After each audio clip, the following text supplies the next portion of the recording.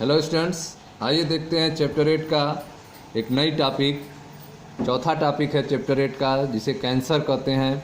तो आइए कैंसर के बारे में समझते हैं, इसके कारणों के बारे में और इसके रोकथाम इलाज के बारे में आइए ध्यान से समझते हैं। तो स्टार्ट कर रहे हैं आपका चैप्टर 8 की चौथी टॉपिक कैंसर। ध्यान से आप लोग समझें। मानव के भयंकर रोगों में से एक कैंसर है और विश्व भर में मौत का प्रमुख कारण है। ठीक है, तो आप देख रहे हैं कि मानव के भयंकर रोगों में, ठीक है, पिछले वीडियो में हमने एड्स की चर्चा किया था और आज आप देख रहे हैं कैंसर के बारे में। यह भी मानव का एक भयंकर रोग है और विश्व भर में मौत का यह एक प्रमुख कारण है। ठीक है, भारतवर्ष में प्रतिवर्ष 10 लाख से भी ज़्यादा लोग कैंसर पीड़ित होते हैं और इससे बड़ी संख्या में मर जाते हैं। ठीक है, तो आप देख रहे हैं कि भारत में प्रतिवर्ष जो है 10 लाख से भी ज़्यादा लोग कैंसर से पीड़ित होते हैं और इससे बड़ी संख्या में लोग मर जाते हैं।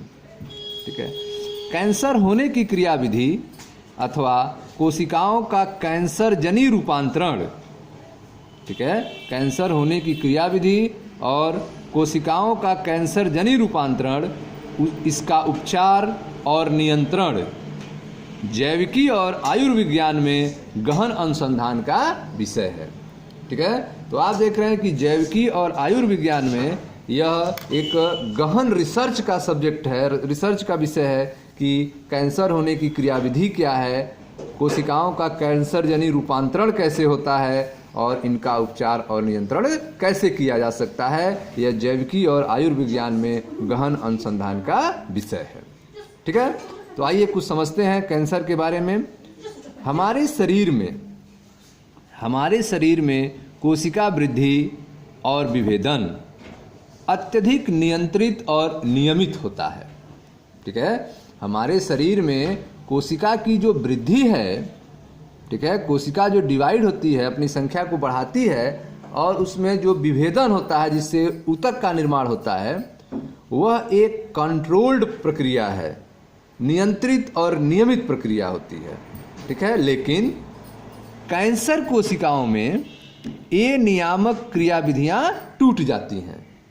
ठीक है, अगर वह कोशिका कैंसर कोशिका में चेंज हो गई है तो जो नियंत्रण की प्रक्रिया है वह क्या होती है, ब्रेक कर जाती है, टूट जाती है। कैंसर कोशिकाओं में ये नियामक क्रियाविधियां टूट जाती हैं। प्रसामान्य कोशिकाएं, ठीक है, जो सामान्य कोशिकाएं हैं वह विभाजन को कैसे कंट्रोल करती हैं। ठीक है, तो जब कोशिका में विभाजन शुरू होता है तो कांटेक्ट इनहिबिशन होता है, संस्पर्श संदमन। ठीक है, कोशिका जो है जो विभाजन है वह समाप्त करती है, इसकी सूचना अपने बगल वाली कोशिका को संस्पर्श संदमन के द्वारा, कांटेक्ट इनहिबिशन के द्वारा प्राप्त होता है। फिर वह अपने बगल वाली कोशिकाओं को सूचना देती है। इस तरह से एक के बाद एक कोशिकाओं को सूचना मिलती है और, ठीक है, विभाजन की प्रक्रिया समाप्त हो जाती है। यह सामान्य कोशिका में होती है। सामान्य कोशिकाएं ऐसा गुण दर्शाती हैं जिसे संस्पर्श संदमन, कांटेक्ट इनहिबिशन कहते हैं और इसी गुण के कारण दूसरी कोशिकाओं से उनका संस्पर्श उनकी अनियंत्रित वृद्धि को संदमित करता है। ठीक है, तो आप देख रहे हैं कि एक कोशिका जब डिवीजन शुरू होता है तो उसकी सूचना बगल वाली कोशिका को कांटेक्ट के द्वारा मिलता है, संपर्क के द्वारा मिलता है। ठीक है, और इसी तरह से जब समाप्त होना रहता है तो अभी सूचना अगल बगल की कोशिकाओं को कांटेक्ट प्रोसेस के द्वारा मिलता है। ठीक है, और अनियंत्रित वृद्धि उनकी नहीं हो पाती है। ठीक है, ऐसा लगता है कि कैंसर कोशिकाओं में यह गुण समाप्त, खत्म हो गया है। ठीक है, कैंसर कोशिकाओं में यह जो कंट्रोल होने के गुण हैं, जो कांटेक्ट प्रोसेस से नियंत्रण का गुण है, वह समाप्त हो जाता है कैंसर कोशिकाओं में। ठीक है, इसके फलस्वरूप कैंसर कोशिकाएं विभाजित होना जारी रख कोशिकाओं का भंडार खड़ा कर देती हैं। ठीक है, कोशिकाओं जो कैंसर कोशिका होती हैं उनमें कांटेक्ट प्रोसेस वर्क नहीं करता है, वह रुकती नहीं है, वह डिवाइड होना प्रारंभ करती हैं तो वह डिवाइड होते रहती हैं और कोशिकाओं का समूह बन जाता है, भंडार खड़ा हो जाता है, जिसे आवर्ध कहते हैं, ट्यूमर कहते हैं। ठीक है, तो कैंसर कोशिकाएं विभाजित होना जारी रख कोशिकाओं का भंडार खड़ा कर देती है, जिसे आवर्ध अर्थात ट्यूमर कहते हैं। ठीक है, आवर्ध जो है वह दो प्रकार के होते हैं। ट्यूमर्स जो हैं वे दो प्रकार के होते हैं। ठीक है, बिनाइन और मैलिग्नेंट, जिनको सुदम और दुर्दम कहते हैं। ठीक है, आवर्ध दो प्रकार के होते हैं, सुदम और दुर्दम, बिनाइन और मैलिग्नेंट। ठीक है, देखें सुदम क्या होता है। सुदम आवर्ध बिनाइन ट्यूमर सामान्यतया अपने मूल स्थान तक सीमित रहते हैं। जो बिनाइन ट्यूमर है वो जहां उत्पन्न होता है वहीं रुकता है, पूरे शरीर में फैलता नहीं है। ठीक है, सुदम आवर्ध सामान्यतः अपने मूल स्थान तक सीमित रहते हैं, शरीर के दूसरे भागों में नहीं फैलते तथा इनसे मामूली क्षति होती है। ठीक है, जबकि दूसरी ओर जो दुर्दम ट्यूमर हैं, दुर्दम आवर्ध है जो मैलिग्नेंट ट्यूमर है, इनमें प्रचुरोद्भवी कोशिकाओं का पुंज होता है। प्रचुरोद्भवी कोशिकाओं का पुंज होता है जो नियोप्लास्टिक कोशिकाएं कहलाती हैं, जिन्हें नवद्रव्यीय कोशिकाएं कहते हैं।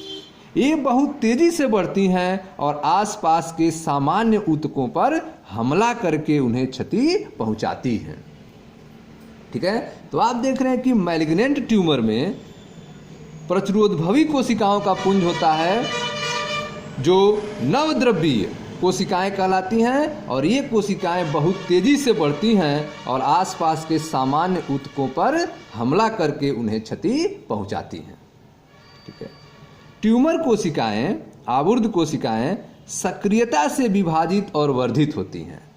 यह बहुत तेजी से विभाजित होती हैं और अपना आकार को बढ़ाती हैं, जिससे वे अत्यावश्यक पोषक के लिए, ठीक है, यह बहुत तेजी से विभाजित हो रही हैं और अपनी संख्या को बढ़ा रही हैं, बढ़ रही हैं, इसलिए उनको पोषक तत्वों की जरूरत होती। तो अगल बगल के जो सामान्य कोशिका हैं उनकी पोषक तत्व को वह खींच लेती हैं। ठीक है, उनके भोजन को वह खींच लेती हैं, जिससे कंपटीशन हो जाता है और सामान्य कोशिकाएं जो हैं वह भूख के कारण मर जाती हैं, भूखा मरती हैं। ठीक है, आवर्ध कोशिकाएं सक्रियता से विभाजित और वर्धित होती हैं, जिससे वे अत्यावश्यक पोषक के लिए सामान्य कोशिकाओं से स्पर्धा करती हैं और उन्हें भूखा मारती हैं। ऐसे आवर्धों से उतरी हुई कोशिकाएं रक्त द्वारा दूर दराज स्थलों पर पहुंच जाती हैं। ठीक है, तो आप देख रहे हैं कि जो मैलिग्नेंट ट्यूमर है उनकी जो कोशिकाएं होती हैं, अगर वहाँ पे फटती हैं तो वह रक्त के द्वारा शरीर के दूर दराज हिस्सों में पहुँच जाती हैं। ठीक है, अलग अलग दूर दूर जगहों पर यह पहुँच जाती हैं। ऐसे आवर्धों से उतरी हुई कोशिकाएं रक्त द्वारा दूर दराज स्थलों पर पहुँच जाती हैं। ठीक है, पहुँचने के बाद वो क्या करेंगी, ध्यान दीजिए, दूर दराज स्थानों पर पहुँच जाती हैं शरीर में रक्त के द्वारा, जहाँ भी ये जाती हैं नए आवर्ध बनाना प्रारंभ कर देती हैं। ठीक है, तो आप देख रहे हैं कि मैलिग्नेंट ट्यूमर के फटने से कोशिकाएं जो हैं रक्त के द्वारा शरीर के दूर दराज हिस्सों में पहुंच जाती हैं और जहां पर यह जाती हैं वहां नया ट्यूमर बनाना प्रारंभ कर देती हैं। ठीक है, इसे मेटास्टेसिस कहते हैं। मेटास्टेसिस कहलाने वाला यह गुण दुर्दम आवर्धों का सबसे डरावना गुण है। जब दूर दूर तक रक्त के द्वारा कैंसर कोशिकाएं पहुंचती हैं और फिर वहां जाके नए नए ट्यूमर का निर्माण करती हैं, इस घटना को मेटास्टेसिस कहते हैं। ठीक है, यह मैलिग्नेंट ट्यूमरों का सबसे बड़ा डरावना गुण होता है। ठीक है, आइए अब देखते हैं कैंसर के कारण क्या हैं। कैंसर के कारण ध्यान से समझें, कैंसर के क्या कारण हैं। सामान्य कोशिकाओं का कैंसरीय नवद्रव्यी कोशिकाओं में रूपांतरण को प्रेरित करने वाले कारक भौतिक, रासायनिक अथवा जैविक हो सकते हैं। ठीक है, जो नॉर्मल सेल हैं, सामान्य कोशिकाएं हैं, वे कैंसरी कोशिकाओं में चेंज हो जाएं, कैंसरी नवद्रव्यी कोशिकाओं में परिवर्तित हो जाएं, इसको प्रेरित करने वाले जो कारक हैं वे भौतिक, रासायनिक और जैविक हो सकते हैं। ये कारक कैंसरजन कहलाते हैं, ठीक है, जिनसे सामान्य कोशिकाएं कैंसरी नवद्रवी कोशिकाओं में बदल जाती हैं, ठीक है। ऐसे कारकों को क्या कहते हैं? कैंसरजन कारक कहते हैं, जो भौतिक, रासायनिक अथवा जैविक हो सकते हैं, ठीक है। एक्स किरण और गामा किरणें जैसे आयनकारी विकिरण और पराबैंगनी जैसे आयनकारी विकिरण डीएनए को क्षति पहुंचाते हैं, ठीक है। तो आप देख रहे हैं एक्स किरण जो एक्सरे है, गामा रेज हैं, ये सब आयनकारी विकिरण हैं। पराबैंगनी है, पराबैंगनी भी क्या है? आयनकारी विकिरण है। ये डीएनए को क्षति पहुंचाते हैं, जिससे नवद्रव्यीय रूपांतरण होता है, ठीक है, जिससे क्या होता है? नवद्रव्यीय रूपांतरण होता है। एक्स किरण, गामा किरण जैसे आयनकारी विकिरण और पराबैंगनी जैसे आयनकारी विकिरण डीएनए को क्षति पहुंचाते हैं, जिससे नवद्रव्यीय रूपांतरण होता है, जो कैंसर का कारण बनता है। तंबाकू के धुएं में, ठीक है, तंबाकू के धुएं में मौजूद रासायनिक कैंसरजन फेफड़ों के कैंसर के मुख्य कारण हैं। तो आप देख रहे हैं कि तंबाकू का जो धुआं होता है उसमें जो रसायन होता है, केमिकल होता है, वो कैंसरजन होते हैं और जिसके कारण फेफड़ों के कैंसर होता है। तंबाकू के धुएं में मौजूद रासायनिक कैंसरजन फेफड़ों के कैंसर के मुख्य कारण हैं। कैंसर उत्पन्न करने वाले विषाणु आवृद्धीय विषाणु कहलाते हैं। कैंसर उत्पन्न करने वाले जो वायरस हैं उनको ऑन्कोजेनिक वायरस कहते हैं, आवृद्धीय विषाणु कहते हैं, ठीक है। इनमें जो जीन होते हैं उन्हें विषाणुवीय आवृद्ध जीन, वायरल ऑन्कोजीन कहते हैं, ठीक है। तो कैंसर उत्पन्न करने वाले विषाणु को ऑन्कोजेनिक वायरस कहते हैं और इनमें जो जीन होते हैं उनको वायरल ऑन्कोजीन कहते हैं। तो कैंसर उत्पन्न करने वाले विषाणु आवृद्धीय विषाणु कहलाते हैं और इनमें जो जीन होते हैं उन्हें विषाणुवीय आवृद्ध जीन कहते हैं। इसके अलावा सामान्य कोशिकाओं में कई जीनों का पता चला है जिन्हें कुछ विशेष परिस्थितियों में सक्रिय किए जाने पर वे कोशिकाओं का कैंसरजनी रूपांतरण कर देते हैं। तो आप देख रहे हैं कि सामान्य कोशिकाओं में भी कई जीन ऐसे हैं जो कुछ विशेष परिस्थिति में एक्टिव हो जाते हैं और कोशिकाओं को कैंसरजनी में कन्वर्ट कर देते हैं, ठीक है। सामान्य कोशिकाओं में कई जीनों का पता चला है जिन्हें कुछ विशेष परिस्थिति में सक्रिय किए जाने पर वे कोशिकाओं का कैंसरजनी रूपांतरण कर देते हैं, ठीक है। ये जीन कोशिकीय आवृद्ध जीन या आदि आवृद्ध जीन कहलाते हैं, ठीक है। सेलुलर ऑन्कोजीन सीआरक या प्रोटो ऑन्कोजीन कहलाते हैं। तो आप देख रहे हैं कि सामान्य कोशिकाओं में भी कई जीन हैं जो कुछ विशेष परिस्थिति में सक्रिय किए जाने पर वे कोशिकाओं का कैंसरजनी रूपांतरण कर देते हैं। इनको सेलुलर ऑन्कोजीन सीआंक और प्रोटो ऑन्कोजीन कहते हैं, ठीक है। ये सब कैंसर के कारण हैं। आइए अब देखते हैं कैंसर अभिज्ञान और निदान, कैंसर की जांच के बारे में और उसको कंट्रोल कैसे किया जाएगा, निदान के बारे में। ध्यान से समझें, कैंसर अभिज्ञान और निदान। कैंसरों का शुरू में ही पता लगाना बहुत आवश्यक है, ठीक है। कैंसरों का स्टार्ट में, शुरू में पता लगाना बहुत आवश्यक है, क्योंकि ऐसा होने पर कई मामलों में इस रोग का सफलतापूर्वक उपचार किया जा सकता है, ठीक है।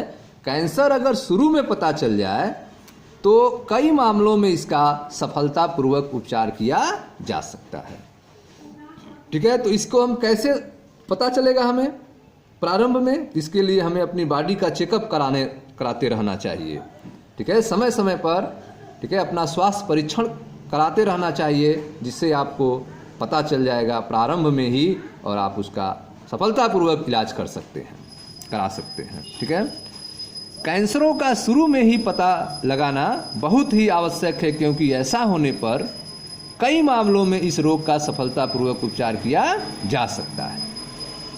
ठीक है, कैंसर अभिज्ञान, कैंसर की जानकारी हमें कैसे मिलेगी? कैंसर अभिज्ञान ऊतकों की जीवित परीक्षा अर्थात बायोप्सी। कैंसर अभिज्ञान ऊतकों की जीविती परीक्षा, बायोप्सी और ऊतक विकृति, हिस्टोपैथोलॉजिकल अध्ययनों तथा बढ़ती कोशिका गणना के लिए रुधिर तथा अस्थिमज्जा परीक्षण पर आधारित है।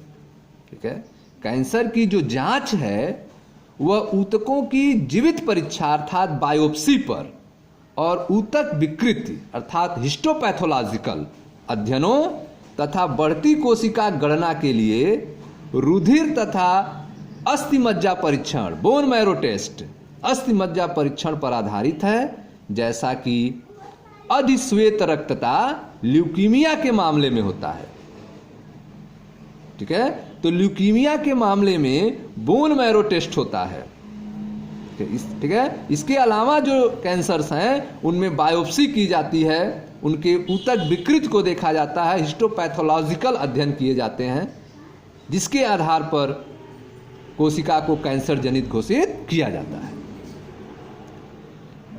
जीविती परीक्षा बायोप्सी में जिस ऊतक पर शक होता है उसका एक टुकड़ा लेकर पतले अनुच्छेदों में काटकर अभिरंजित करके रोग विज्ञानी द्वारा जांचा जाता है।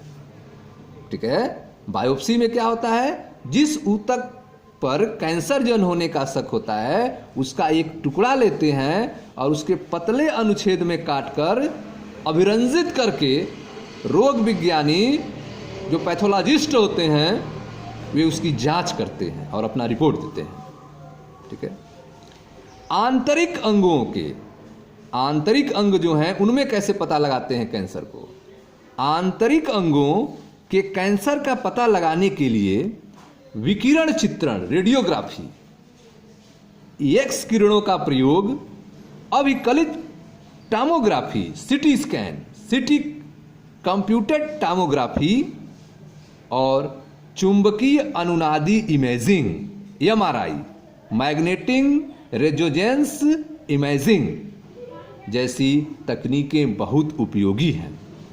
ठीक है, तो आप देख रहे हैं इंटरनल ऑर्गन में कैंसर का पता लगाने के लिए विकिरण चित्रण किया जाता है, रेडियोग्राफी किया जाता है, एक्स किरण का प्रयोग करके अभिकलित टोमोग्राफी किया जाता है, सीटी किया जाता है, कंप्यूटेड टोमोग्राफी किया जाता है और चुंबकीय अनुनादी इमेजिंग किया जाता है, एमआरआई किया जाता है, जिसे मैग्नेटिक रेजोनेंस इमेजिंग कहते हैं। ये सब टेक्निक्स हैं जिनका उपयोग करके इंटरनल ऑर्गन में कैंसर का पता लगाते हैं। ठीक है, अभिकलित टोमोग्राफी, सीटी कंप्यूटेड टोमोग्राफी, एक्स किरणों का प्रयोग करके किसी अंग के भीतरी भागों की 3D इमेज बनाते हैं, त्रिविम प्रतिबिंब बनाती है। ठीक है, अभिकलित टोमोग्राफी एक्स किरणों का उपयोग करके किसी अंग के भीतरी भागों की त्रिविम प्रतिबिंब बनाती है। जीवित ऊतकों में विकृतिक और कार्किक परिवर्तन का एकदम सही पता लगाने के लिए एमआरआई में तेज चुंबकीय क्षेत्रों और आयनकारी विकिरण का उपयोग किया जाता है। ठीक है, तो आप देख रहे हैं कि जीवित ऊतक में जो वैकृतिक हुआ है, परिवर्तन हुआ है, उसका पैथोलॉजिकल और फिजियोलॉजिकल कार्कीय परिवर्तनों का एकदम सही से पता लगाने के लिए एमआरआई में तेज चुंबकीय क्षेत्रों और आयनकारी विकिरणों का प्रयोग किया जाता है। ठीक है, कुछ कैंसरों का पता लगाने के लिए कैंसर विशिष्ट प्रतिजनों के विरुद्ध प्रतिरक्षियों का भी उपयोग किया जाता है। ठीक है, कुछ कैंसरों का पता लगाने के लिए कैंसर विशिष्ट प्रतिजनों के विरुद्ध प्रतिरक्षियों का भी उपयोग किया जाता है। ठीक है। कुछ कैंसरों के प्रति वंशागत सुग्राहिता वाले व्यक्तियों में जीनों का पता लगाने के लिए आणविक जैविकी तकनीकों को भी काम में लाया जा सकता है। ठीक है। कुछ कैंसरों के प्रति वंशागत सुग्राहिता वाले व्यक्तियों में जीनों का पता लगाने के लिए आणविक मॉलिक्यूलर जैविकी के तकनीकों को काम में लाया जा सकता है। ठीक है। ऐसे जीनों की पहचान जो किसी व्यक्ति को विशेष कैंसर के प्रति प्रवृत्ति करते हैं, कैंसर की रोकथाम के लिए बहुत उपयोगी हो सकते हैं। ठीक है। ऐसे जीनों की पहचान जो किसी व्यक्ति को विशेष कैंसर के प्रति प्रिडिस्पोज करते हैं, उनका प्रयोग कैंसर के रोकथाम के लिए उपयोगी हो सकता है। ठीक है। ऐसे व्यक्तियों को कुछ ऐसे विशेष कैंसरजनों से जिनके प्रति वे सुग्राह्य हैं से बचने की सलाह देनी चाहिए। ठीक है। तो प्रेडिस्पोज करके पहले पता कर लिया जाता है कि इस व्यक्ति में यह कैंसर हो सकता है, तो ऐसे व्यक्तियों को कुछ ऐसे विशेष कैंसरोजनों से जिनके प्रति वे सेंसिटिव हैं, जिनके प्रति वे सुग्राह्य हैं, से बचने की सलाह देनी चाहिए। जैसे फुफ्फुस कैंसर, फुफ्फुस फेफड़े के कैंसर में तंबाकू के धुएं से बचने की सलाह दी जाती है। ठीक है। तो यह था कैंसर अभिज्ञान और निदान के बारे में। आइए अब देखते हैं कैंसर का उपचार कैसे होता है। कैंसर के उपचार के बारे में देखें ध्यान से। आमतौर पर कैंसर के उपचार के लिए शल्य क्रिया, विकिरण चिकित्सा और प्रतिरक्षा चिकित्सा का सहारा लिया जाता है। ठीक है। नॉर्मल रूप से कैंसर के उपचार के लिए ऑपरेशन किया जाता है, शल्य क्रिया की जाती है, विकिरण चिकित्सा की जाती है। ठीक है। सेकाई की जाती है किरणों के द्वारा, कैंसर कोशिकाओं को जलाया जाता है और प्रतिरक्षा चिकित्सा का सहारा लिया जाता है। ठीक है। विकिरण चिकित्सा में आबुर्द कोशिकाओं को, जो ट्यूमर सेल्स हैं, घातक रूप से इरेटेड किया जाता है, क्रीड़ित किया जाता है, जलाया जाता है। लेकिन आबुर्द के ढेर के पास वाले के जो ट्यूमर के पास वाले नॉर्मल सेल हैं, उनका पूरा ध्यान रखा जाता है कि वे जलने न पाएं। ठीक है। विकिरण चिकित्सा में आबुर्द कोशिकाओं को घातक रूप से क्रीड़ित किया जाता है, लेकिन आबुर्द के ढेर के पास वाले, ठीक है, आबुर्द के ढेर के पास वाले सामान्य ऊतकों का पूरा ध्यान रखा जाता है। कैंसर कोशिकाओं को मारने के लिए अनेक रसोचिकित्सकीय कीमोथेराप्यूटिक औषध काम में लाए जाते हैं। ठीक है। तो आप देख रहे हैं कि कैंसर कोशिकाओं को मारने के लिए अनेक रसोचिकित्सकीय कीमोथेराप्यूटिक मेडिसिन्स का यूज किया जाता है। इनमें से कुछ औषध विशेष आबुर्दों के लिए विशिष्ट हैं। ठीक है। इनमें से आप देख रहे हैं कि जो मेडिसिन्स हैं वह विशेष टाइप के ट्यूमर के लिए ही यूज किए जाते हैं, विशिष्ट हैं। अधिकांश औषधियों के अनुषंगिक प्रभाव या दुष्प्रभाव होते हैं, साइड इफेक्ट होते हैं, जैसे बालों का झड़ना, रक्तता और रक्तता, खून की कमी आदि। ठीक है। तो अधिकांश दवाओं के साइड इफेक्ट हैं बालों का झड़ना, एनीमिया आदि लक्षण प्रकट होते हैं। अधिकांश कैंसरों का उपचार शल्य क्रिया, विकिरण चिकित्सा और रसोचिकित्सा के संयोजन से किया जाता है। ठीक है। तो आप देख रहे हैं कि अधिकांश कैंसरों का इलाज जो है, उपचार में ऑपरेशन किया जाता है, विकिरण चिकित्सा की जाती है और दवाओं का भी प्रयोग किया जाता है, रसोचिकित्सा भी किया जाता है। तीनों वर्क करते हैं। अधिकांश कैंसर का उपचार शल्यकर्म, विकिरण चिकित्सा और रसोचिकित्सा के संयोजन से किया जाता है। ठीक है। आबुर्द कोशिकाएं प्रतिरक्षा तंत्र द्वारा पता लगाए जाने और नष्ट किए जाने से बचती हैं। ठीक है, जो ट्यूमर सेल्स हैं वह इम्यून सिस्टम द्वारा पता लगाए जाने, इम्यून सिस्टम जो है उनको न जान पाए, ठीक है, और नष्ट किए जाने से बचती हैं, ताकि इम्यून सिस्टम उनको नष्ट न करने पाए, ऐसे वह ट्यूमर सेल्स जो है अपने आप से बचाती हैं। आबुर्द कोशिकाएं प्रतिरक्षा तंत्र द्वारा पता लगाए जाने और नष्ट किए जाने से बचती हैं। इसलिए ऐसे पदार्थ दिए जाते हैं जिन्हें जैविक अनुक्रिया रूपांतरण कहते हैं, जैसे कि ठीक है गामा इंटरफेरॉन, जो उनके प्रतिरक्षा तंत्र को सक्रिय करता है और आबुर्द को नष्ट करने में सहायता करता है। ठीक है, जो आबुर्द कोशिकाएं हैं, कैंसर सेल्स हैं, वे प्रतिरक्षा तंत्र द्वारा पता लगाए जाने और नष्ट किए जाने से बचती हैं। तो इसके लिए ऐसे पदार्थ दिए जाते हैं जिन्हें जैविक अनुक्रिया रूपांतरण कहते हैं। इन पदार्थों को क्या कहते हैं? जैविक अनुक्रिया रूपांतरण कहते हैं, जैसे कि गामा इंटरफेरॉन, जो उनके प्रतिरक्षा तंत्र को सक्रिय करता है, एक्टिव करता है और आबुर्द को नष्ट करने में सहायता करता है। ठीक है स्टूडेंट्स, तो यह था आपका कैंसर के बारे में, कैंसर के कारण के बारे में और कैंसर के उपचार के बारे में जानकारी। ठीक स्टूडेंट्स, मैं मनीष गुप्ता अपने चैनल में आपका स्वागत करता हूं। वीडियो को लाइक करें, शेयर करें, चैनल को सब्सक्राइब करें, ताकि आगे आने वाले वीडियो आपको प्राप्त हो सकें और आप इसका लाभ उठा सकें। थैंक यू, धन्यवाद।